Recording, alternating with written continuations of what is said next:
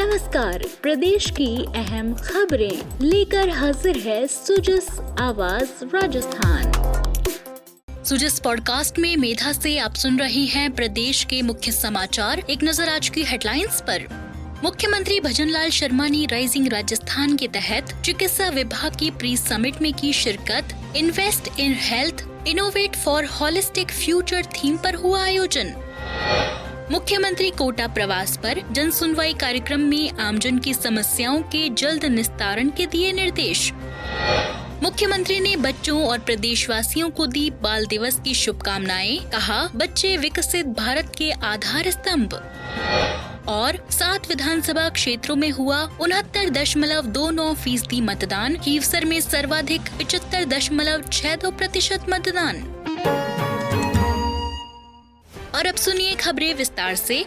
मुख्यमंत्री भजनलाल शर्मा की अध्यक्षता में राइजिंग राजस्थान के तहत आज होटल ITC राजपुताना में स्वास्थ्य सेवा, फार्मा और मेडिकल डिवाइस निर्माण में निवेश को प्रोत्साहित करने के उद्देश्य से चिकित्सा और स्वास्थ्य विभाग की प्री समिट का आयोजन किया गया। इस समिट में चिकित्सा एवं स्वास्थ्य मंत्री गजेंद्र सिंह खीवसर और स्वास्थ्य क्षेत्र से जुड़े कई उद्यमी, निवेशक और अधिकारीगण शामिल हुए। Invest in health, innovate for holistic future theme पर आयोजित इस प्री समिट में हेल्थ सेक्टर में संभावनाओं और निवेश के अवसरों पर फोकस किया गया। इस दौरान कई MOU पर भी हस्ताक्षर किए गए, जिससे राज्य में हेल्थ केयर, फार्मा और मेडिकल डिवाइस के क्षेत्रों में निवेश को प्रोत्साहन मिलेगा। कार्यक्रम को संबोधित करते हुए मुख्यमंत्री भजनलाल शर्मा ने कहा कि राजस्थान हेल्थ सेक्टर में निवेशकों के लिए एक प्रमुख डेस्टिनेशन बनने की दिशा में प्रयासरत है।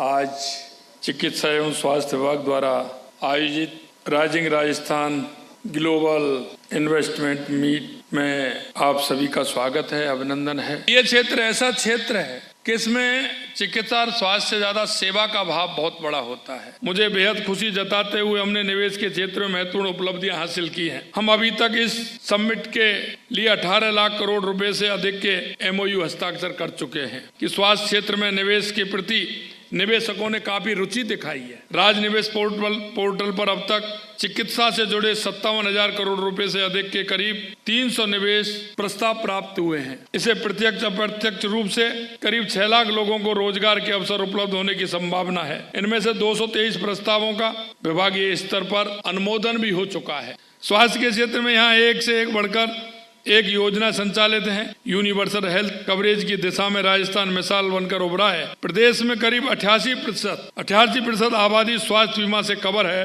जो देश भर में सर्वाधिक है। आपको ये बताते हुए प्रसन्नता है कि प्रदेश में स्वास्थ्य सेवाओं को मजबूत बनाने के लिए मिशन मोड में काम किया जा रहा है। हमने इसके लिए इस वित्तीय वर्ष में करीब 28,000 करोड़ का बजट स्वास्थ्य क्षेत्र को समर्पित किया है, जो कुल बजट का 8.26% यानी 8.26% ये अब तक का सर्वाधिक बजट प्रावधान है।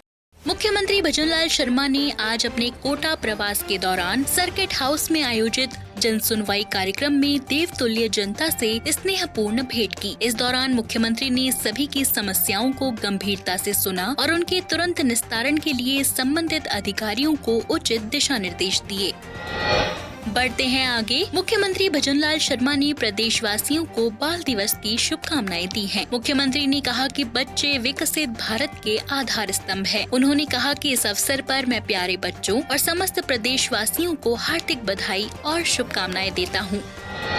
प्रदेश में विधानसभा उपचुनाव के दौरान 7 विधानसभा निर्वाचन क्षेत्रों में शांतिपूर्ण और निष्पक्ष मतदान कल संपन्न हो गया। बुधवार को रामगढ़, दौसा, चौरासी, झुंझुनू, खीवसर, देवली, उनियारा और सलुम्बर विधानसभा क्षेत्रों में मतदान हुआ। कुल 1915 मतदान केंद्रों पर विभिन्न वर्गों, नवविवाहित, दिव्यांग, आदिवासियों, महिलाओं, बुजुर्गों और युवाओं सहित सभी मतदाताओं ने मतदान में उत्साहपूर्वक भागीदारी की। मुख्य निर्वाचन अधिकारी नवीन महाजन ने बताया कि 7 विधानसभा क्षेत्रों में मतदान की समाप्ति यानी क्लोज ऑफ पोल के समय संभावित मतदान का प्रतिशत 69.29 दर्ज किया गया है। उन्होंने बताया कि शाम 6 बजे के बाद भी कुछ मतदान केंद्रों पर मतदाताओं की लंबी कतारें थीं। शहर और ग्रामीण क्षेत्रों में मतदान केंद्रों पर सुबह 7 बजे से मतदाता अपने मताधिकार मताधिकार का प्रयोग करने पहुंचने लगे थे। दिन भर उत्साह से लबरेज मतदाताओं का तांता लगा रहा। इन 7 विधानसभा क्षेत्रों के लिए मतगणना 23 नवंबर को सुबह 8 बजे से होगी। श्री महाजन के अनुसार खीवसर विधानसभा क्षेत्र में सबसे अधिक 75.62% और दौसा में सबसे कम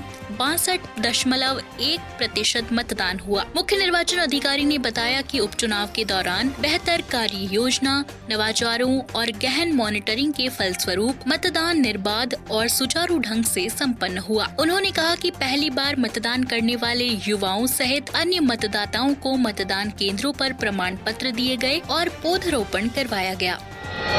शिक्षा एवं पंचायती राज मंत्री और जोधपुर जिले के प्रभारी मंत्री मदन दिलावर का पीपाड़ सिटी में कबीर आश्रम के लोकार्पण के अवसर पर भव्य स्वागत किया गया। इस अवसर पर प्रभारी मंत्री श्री दिलावर ने अपने संबोधन में कहा, कबीर आश्रम जैसे पवित्र स्थान पर आकर मुझे अत्यंत प्रसन्नता हो रही है। यह आश्रम न केवल कबीर के विचारों को बढ़ावा देगा, बल्कि समाज में भाईचारे और आपसी सौहार्द को भी प्रोत्साहित करेगा। कबीर दास जी की शिक्षाएं हमें सत्य, अहिंसा और प्रेम का मार्ग दिखाती हैं। उनकी सीख का अनुसरण करते हुए हम अपने समाज को एक नई दिशा प्रदान कर सकते हैं।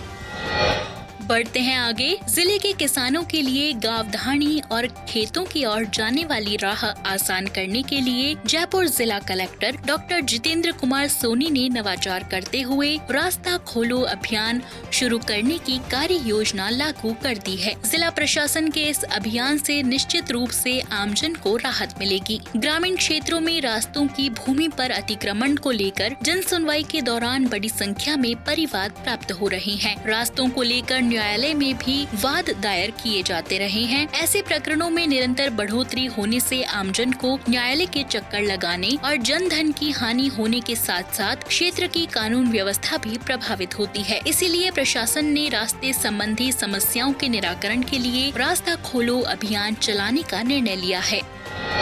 उन्होंने बताया कि सभी खंड विकास अधिकारी अपने क्षेत्रों में आवश्यक संसाधन उपलब्ध करवाने में सहयोग करेंगे। उपखंड अधिकारी सप्ताह में एक बार तहसीलदार, थाना अधिकारी, विकास अधिकारी के साथ रास्तों से संबंधित प्रकरणों की समीक्षा करेंगे और खोले जाने वाले रास्तों का चिन्हीकरण कर सप्ताह में कम से कम 3 रास्तों की समस्या का समाधान करेंगे।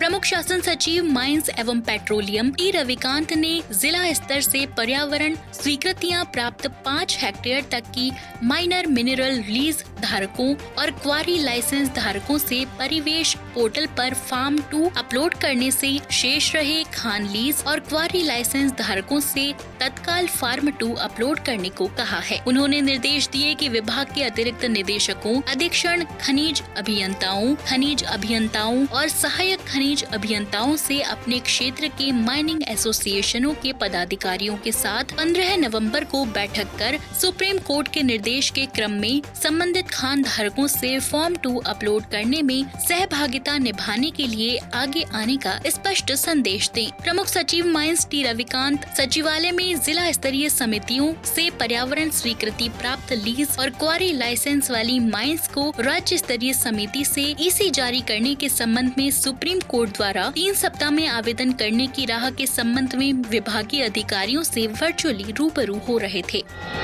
और चलते चलते मुख्य सचिव के निर्देश पर आमजन की परिवेदनाओं के स्थानीय स्तर पर तुरंत निस्तारण के लिए पंचायत समिति स्तर पर प्रति माह के दूसरे गुरुवार को अटल जन सेवा शिविरों का आयोजन होगा। जयपुर जिला कलेक्टर डॉक्टर जितेंद्र कुमार सोनी ने जिले के सभी नागरिकों को अधिक से अधिक संख्या में अटल जन सेवा शिविरों का लाभ लेने की अपील की है। गुरुवार को पंचायत समिति परिसर में उपखंड अधिकारी की अध्यक्षता में समस्त उपखंड स्तरीय अधिकारियों के साथ सुबह 10 बजे से शाम 4:30 बजे या जन सुनवाई पूरी होने तक लगातार ब्लॉक स्तर पर अटल जन सेवा शिविरों का आयोजन किया जाएगा। गुरुवार को संभागीय आयुक्त, जिला कलेक्टर, समस्त अतिरिक्त जिला कलेक्टर सहित समस्त जिला स्तरीय अधिकारी जिले के दौरे पर रहेंगे और पंचायत समिति पर आयोजित अटल जन सेवा शिविर का निरीक्षण करेंगे। साथ ही राज्य स्तर से भी वीसी और औचक निरीक्षण दलों के माध्यम से समीक्षा की जाएगी। तो आज के सुजस पॉडकास्ट में इतना ही। मेधा को दीजिए इजाजत, कल फिर होगी आपसे मुलाकात। तब तक के लिए नमस्कार।